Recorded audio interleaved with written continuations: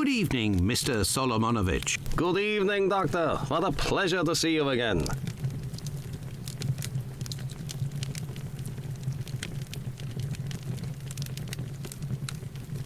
Have you finished converting the harnesses? Yes, just now. I got a little behind because of all the commotion. Commotion? Don't you start. 3 days ago, the very afternoon that you passed by, there was a chase throughout the neighborhood. Hundreds of people were chasing one man, claiming he was responsible for the murders these last few days. Schmonz! It was awful. I hope those maniacs didn't catch him. Better the police should. Tell me, did John Pizer turn himself in to the police? Things unfolded as they should. Look in the newspaper, the Daily News from today. Farewell, Isaac. Goodbye, Doctor.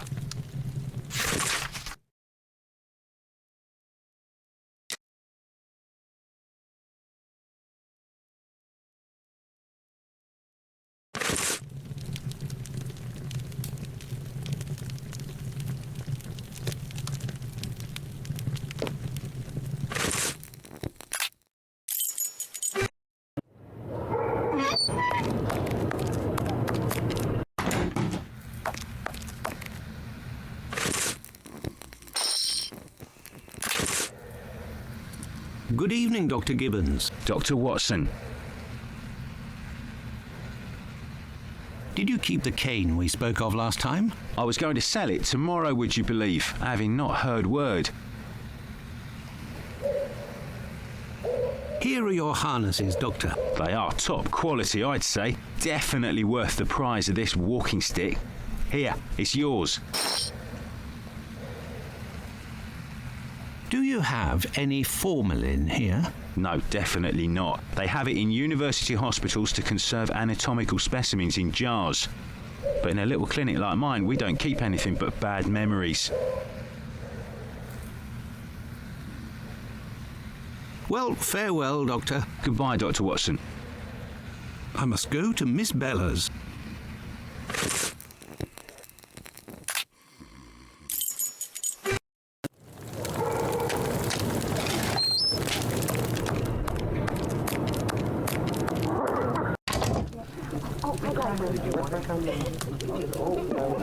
Can I get a refill, please?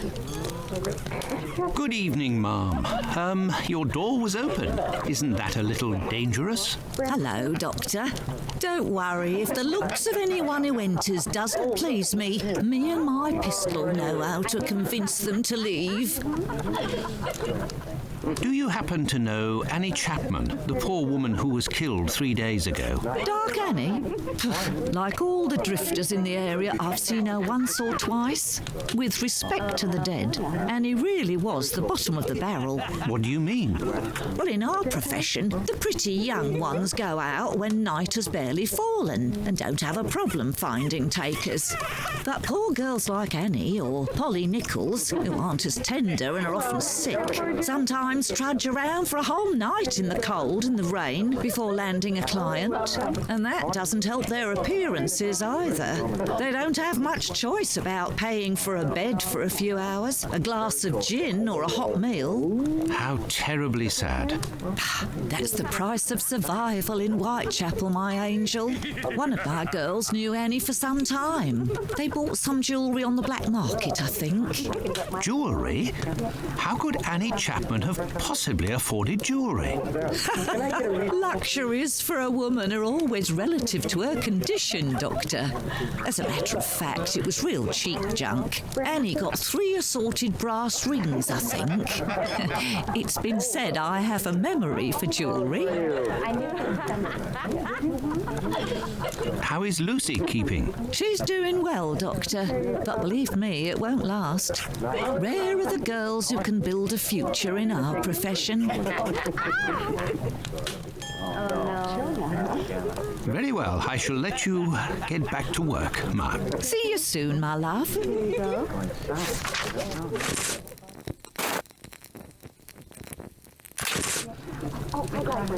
You're still there, Doctor?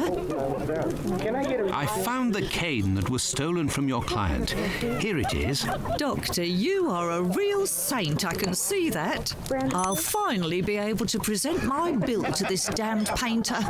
If by chance you see him, tell him that a little surprise awaits him here. You told me you would give me some information on this Dr. Tumblety. Agreed. He's a Canadian or an American.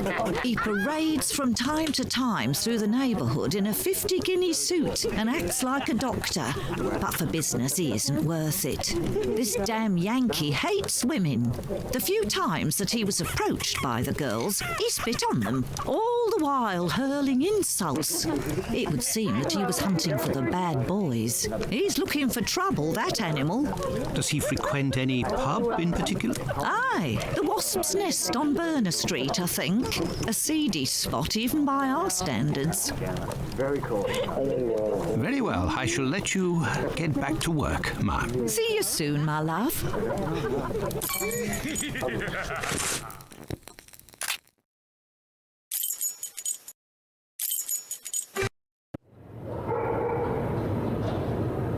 The Wasp's Nest. This pub looks even more disreputable than the Golden Lion in Baker Street.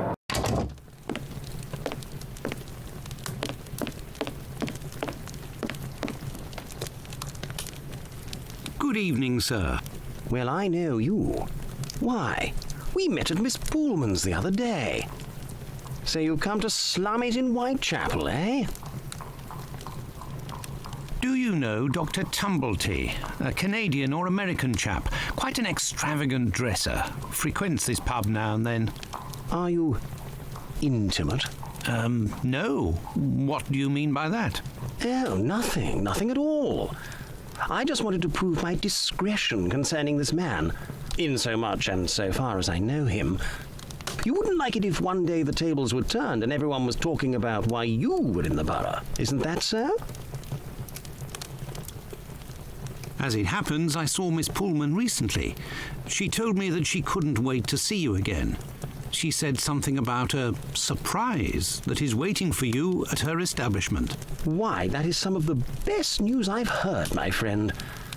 As thanks, I would like to let you in on a secret. The man that you were talking about, and whom I happen to know by sight, passed by and went through that little door that you see over there. Another man let him in. They weren't together for more than a few minutes, to be sure, eh? Well, I will continue my search. Ah, love. But what is this person trying to imply? This matter is beyond me. Hey, you can't go in there. It's private. Got it? This is the sink where the barmaid puts the glasses to soak. Look, red ink. What's that doing here? The bottle is closed. There must still be some ink inside, and it looks like a glass. The barmaid must have put ink into the sink by mistake. Right. Do I get in your way? Me? If you'll excuse me, sir. Greetings, my good man. Could I have a pint?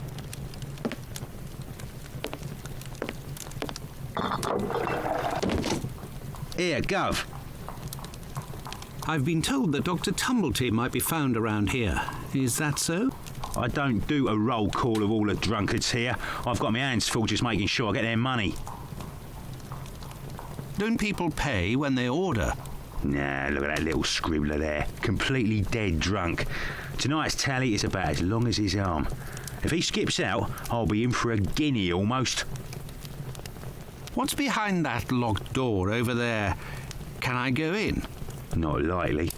And let me be unless you're wanting a drink. Got it? Goodbye, my friend. Oi, that's it.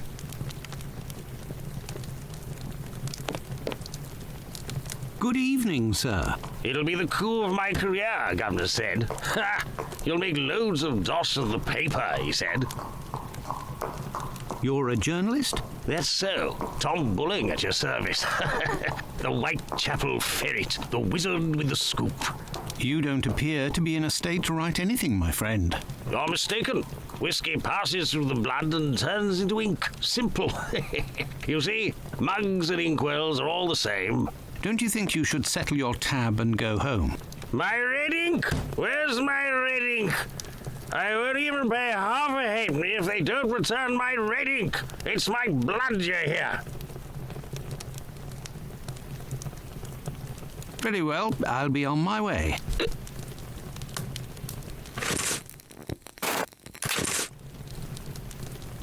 You're the best. The boss told me.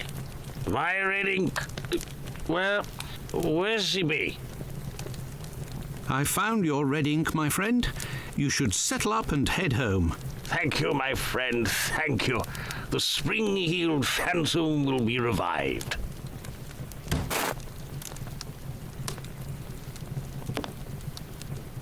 Gov? Here you go. It's on the journalist, my friend. I owe you one. The next one is on me. What'll it be? Nothing, thanks. But I may need your help. Listen, my friend. I would like you to let me in the door over there. You're a bobby. A peeler? Absolutely not, my friend. I am a doctor. Fine. I owe you this at least. There's a bloke behind that door there. No pity Bluto. Let's just say he wants to lay low for a moment. So I don't think he'll be opening the door just now. Unless... Tell him you have word from Squibby. They'll open the door.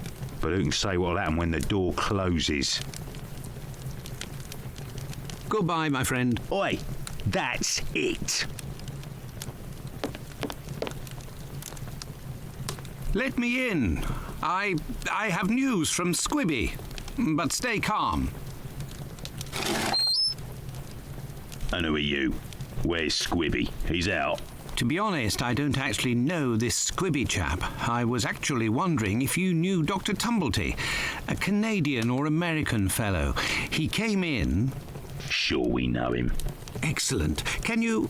You know about gas? I'm afraid not. I am a doctor.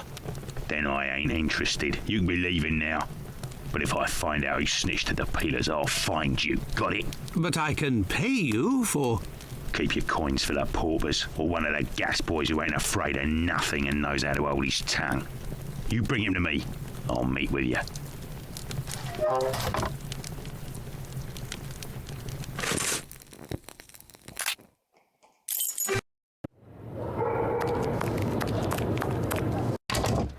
Good evening. I hope I'm not disturbing you. Not at all, Doctor. This man, Mr. Richardson, is a witness to the horrid affair at 29 Hanbury Street, the murder of Annie Chapman. We are discussing the relevance of his testimony. You're probably not in a position to discuss it with me, but I would like to know more about what you call the relevance of this young man's testimony. Oh, there's no secrecy. It's simply that the testimony given by Mr. Richardson doesn't match the time of death given by the coroner, Dr. Phillips. What was the time of death, according to him? Before 4:30 in the morning. My conclusions were the same. Were there any other conflicting testimonies? Well, 2 other witnesses summoned at the preliminary inquest gave testimony, but in these cases too, the times don't match. Do you remember what it was they said? I didn't question them myself. A colleague of mine took down their statements on paper, but on deciding they were of little use, he tore them up and threw them in the bin. There's no point in being bogged down with useless paperwork. I will take my leave, Humphreys. Goodbye, Doctor.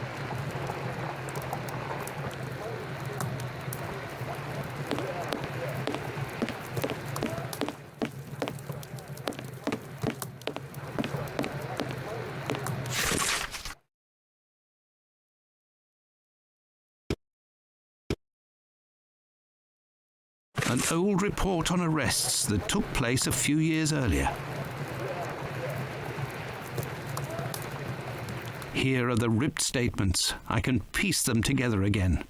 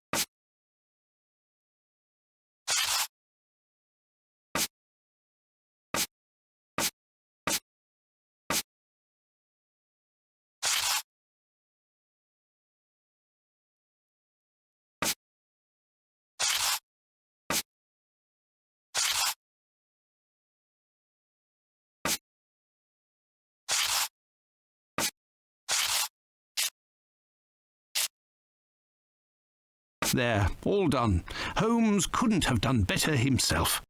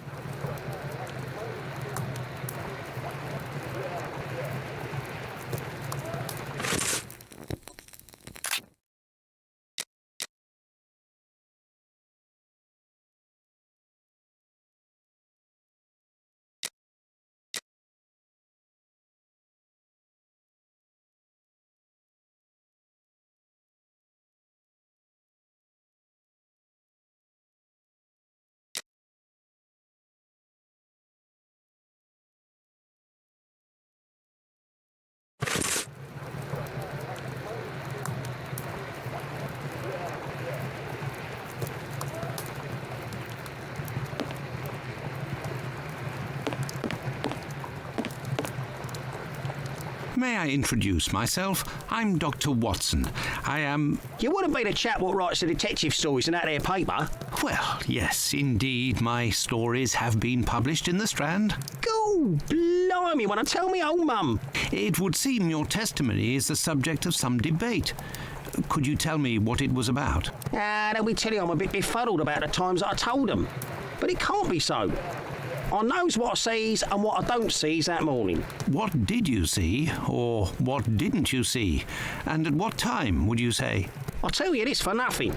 It's me old mum who lives at the house where the body was found out back in the garden. She has her shop at the bottom to the right of the stairs. Her door was broken down not too far back because it's a real zoo it is. Right, the morning it happened, I head that way to see if me old mum has finally had the place broken into. It was 4:45 when I got there. That I'll swear on me dear old mum's life. I had a look round to see if the cellar had been taken. No.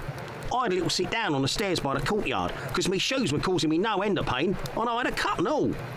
I didn't see a single thing below the steps, Doctor, not one single thing. If there was some bird all covered in blood, tain't no how I could have missed that, even if it were night time. Right, 5 minutes after getting to number 29, I had to clip off. And now they tells me that either I can't tell time no more, or I was fixing me loafer next to a stiff that was still steaming. All right then. Evening, gents.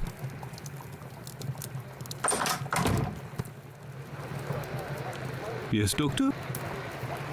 So, how far along are the investigations into these two recent murders? Everyone around here believes both crimes were committed by the same man.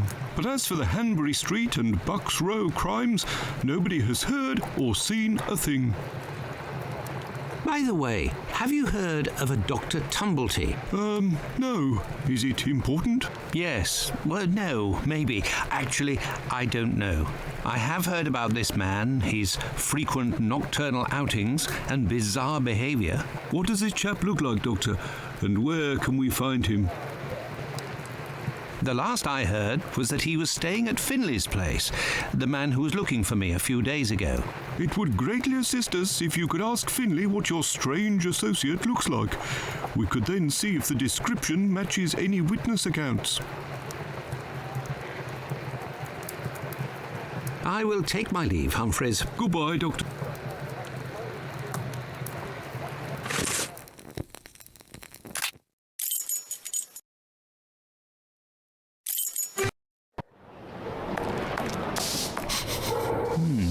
There is a strong smell of gas. It seems to be coming from the abandoned building. Good evening, Finley. How are you? Oh, good evening, Doctor. So. And you? It smells of gas here. You might say, Doctor, without wanting to speak ill of the force, I have to wonder if the police are up to something. What do you mean? Well, I was outside yesterday evening when the light went out at my place, and a gas smell came from the abandoned building across from my place. And a minute later, the police arrived and were snooping all around like it was them who hit the gas before arriving. Have Have things sorted themselves out with your strange tenant? Don't talk about it, Doctor. That man is truly bizarre. He goes to the most sordid locations once night falls. 3 days ago, my wife told me she saw him come in with blood-stained clothes and a fearsome look. Interesting. What does he look like, and how old is he? Oh, he's my age, give or take, so the other side of 50. He's always dressed in a striking manner with an American hat. He's big, close to 5'11", I'd say. He has a strange voice, not just his accent, see, his voice. Very well. Goodbye for now, Finley. Goodbye, Doctor. Now then, let's go to the police station.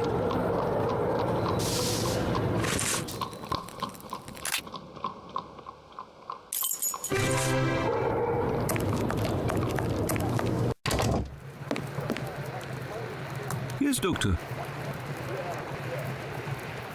Tumblety is a man around 5'11", about 55 years old, extravagantly dressed and with a rather distinctive voice. He boards at Finley's. You should know where that is, as the police were there only yesterday. Their arrival coincided with a strange gas leak. Ah, yes, I know where you mean. Indeed, there was an odd affair with the gas. It was rather unsettling. We were searching for a well-known scoundrel who was ratted out by Squibby, the chap we followed and saved from the pack a few days ago. This thug, No Pity Bluto, must have been in the abandoned building in question. But there was no sign of him when we arrived. Furthermore, an inspector said that, given the smell, the thingamabob that supplies gas to the building was probably damaged. So we took no risks and were called away somewhere else.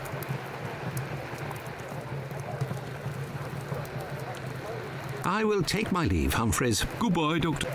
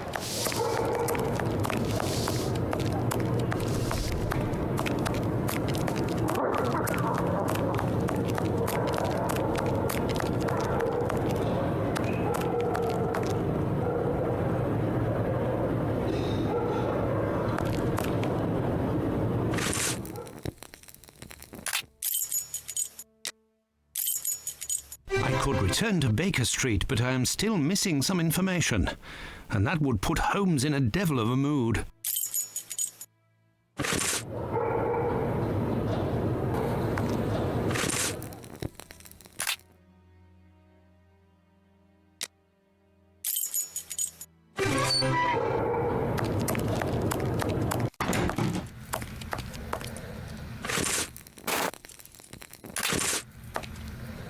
Yes, Doctor? Could you tell me what type of pill this is? Yes, we have those here. It's not really a medication. We give them to patients with chronic respiratory conditions like tuberculosis. Did you have a patient by the name of Annie Chapman, the woman killed 3 days ago? Indeed. She came in the morning of her death. Poor woman. Did you give her these pills? Yes, now that I think of it. She actually came in twice. The first time I gave her an almost empty container without making her pay. She came back during the day and said she dropped the container and stepped on the pills. She wanted to know if I could give her more again without paying. I refused. After she left, a patient who was there told me that he lives at the same place and confided that she had been lying. He saw the pills fall in the tenement's communal kitchen, but the woman immediately wrapped them up in a piece of paper. Where did this paper come from? According to this man, she'd found it near the chimney in the kitchen. Anyone could have thrown that paper there. That envelope can't have anything to do with the murder. Pardon, Doctor? Nothing. I was just talking to myself. Well, farewell, Doctor. Goodbye, Dr. Watson. Well, it would seem that I have all the information I need for my investigation. Anyway, this fellow Bluto at the Wasp's Nest is rather shady and doesn't look like he'll want to cooperate. I'd be better off returning to Baker Street. Holmes will certainly know what to do. And besides, I am worn out.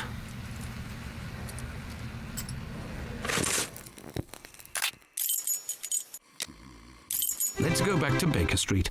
Home, sweet home. There we are, Holmes. I've told you in great detail everything that happened last night. Excellent work, Watson. We shall now be prepared to answer a few questions about the horrible murder in Hanbury Street. Do you think we are now in a position to find out the identity of the murderer of these two women? No, I don't think so. It's outside of our scope and not our responsibility. As much as you've done for Leather Apron and the affair with the pills, our mission is to help the police by ensuring that they don't get caught up following false leads and to point them in the right direction. Let us start from what we know with some certitude. As you have just said, it is almost certain that the same person killed the Bucks Row and Hanbury Street victims. The reason to assume as much are numerous, and I shan't elaborate here. What do these two victims have in common?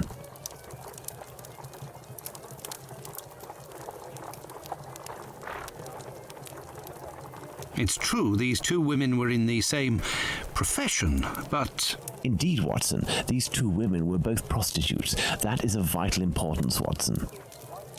My memory from your examination of the scene is rather hazy. Didn't you say something about the killer's frame of mind? I was talking about the victim's possessions that were placed on the ground and the rings missing from Annie Chapman's fingers. This killer is a cunning predator, comes from a rather humble background and shows steely self-control in carrying out the murders. Something is puzzling me, Holmes. Richardson's testimony contradicts the time of death given by Dr. Phillips, which also matches my own, 4:30 a.m. And yes, we shall confirm that, Watson, and attempt to determine the precise time of death. In order to do that, we will need to place everyone involved on a timeline. Only after that will we be able to place the knife symbolizing our killer. Let's look at our timeline, Watson.